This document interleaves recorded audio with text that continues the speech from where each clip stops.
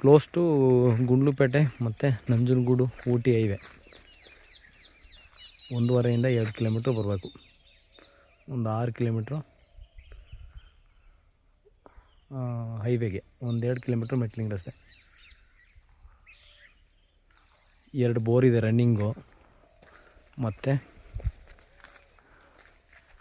ಸ್ವಂತ ಟ್ರಾನ್ಸ್ಫಾರ್ಮರ್ ಅಂದರೆ electricity available. Drip irrigation ಆಗೈತೆ, ಡ್ರಿಪ್ ಇರಿಗೇಷನ್.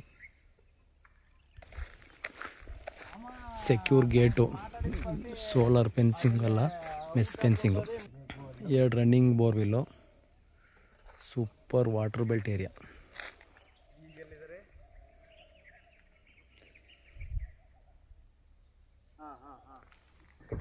ಸ್ವಂತ ಕೃಷಿ ಹೊಂಡ.